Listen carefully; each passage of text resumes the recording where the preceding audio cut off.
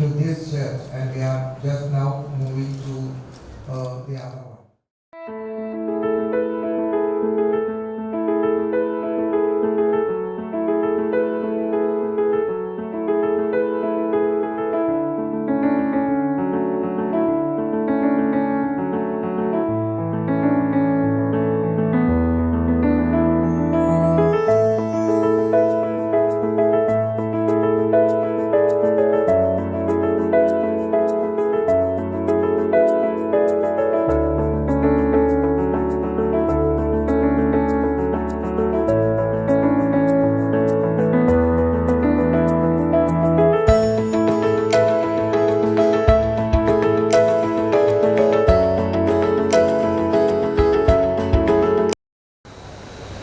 ഈ വേളയിൽ ഈ ശ്ലൈംഗിക സന്ദർശനം നമ്മുടെ ഇടവകയ്ക്ക് ഏറ്റവും മഹത്തായ ഒരു ചരിത്ര മുഹൂർത്തമായിട്ട് നമുക്ക് രേഖപ്പെടുത്താം.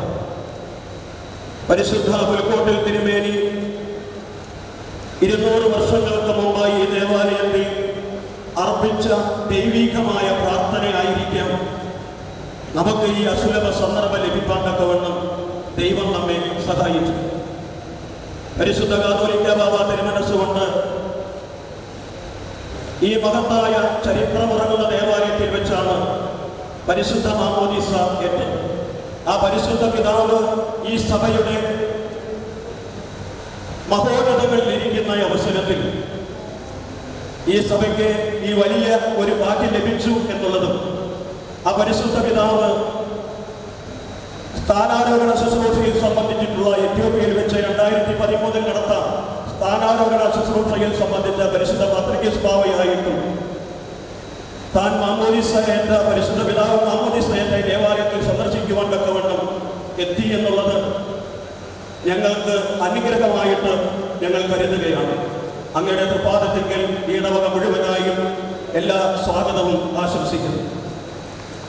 I also welcome all Ethiopian delegates and metropolitans to visit Cathedral Church. അതുപോലെ തന്നെ നമ്മുടെ സഭയുടെ അഭിമന്യ തിരുമേനിമാരെ ഈ ഇടവകയിലേക്ക് സന്തോഷപൂർവ്വം ഞങ്ങൾ സ്വാഗതം ചെയ്യുന്നു. His Holiness Abuna Matthias, I express my gratitude and thanks on behalf of this parish to our beloved Abuna Matthias, Patriarch of Ethiopia. One thing is I want to bring into His Holiness notice that this is the church which I have been baptized.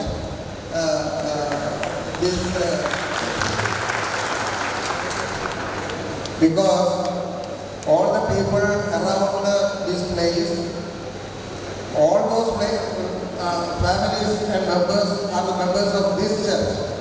So I had a I had an opportunity to be baptized with this church.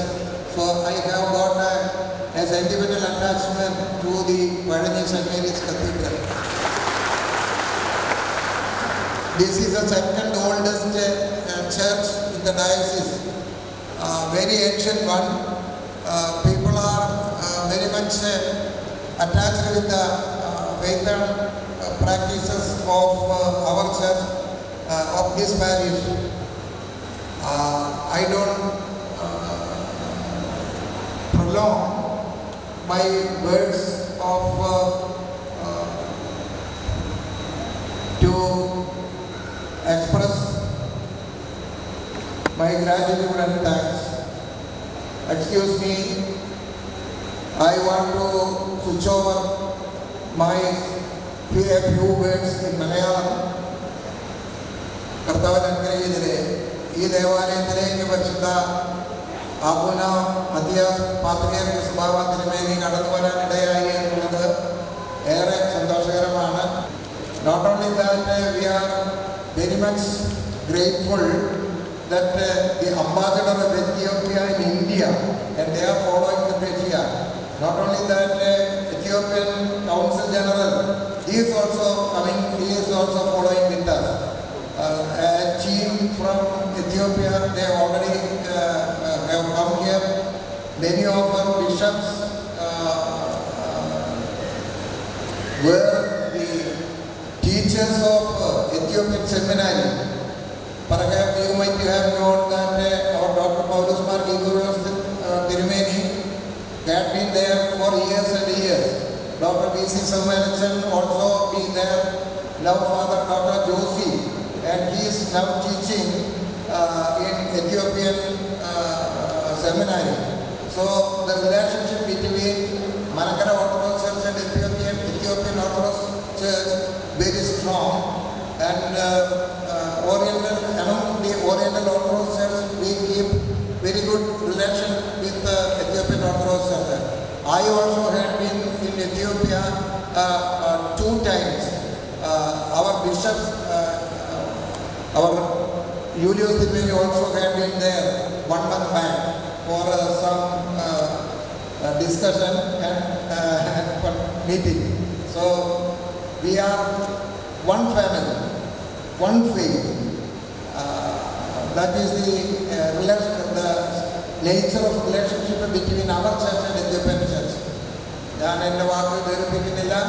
ഇവിടെ വരുന്നതിനും നിങ്ങളെല്ലാവരെയും കാണുന്നതിനും ഒരു അവസരം ഉണ്ടായതിൽ സന്തോഷം അറിയിക്കുകയാണ്. ഒരിക്കൽ കൂടെ നിങ്ങളോടുള്ള എല്ലാ സ്നേഹവും അറിയിക്കുന്നു. We extend our greetings and thanks to Ethiopia and the faithful of that church. May God bless you all. All congregation of the historic church, the Orthodox, Indian Orthodox Church, and I am very happy to be among you and in the oldest church in the world. I am very glad to be here, to see you and to get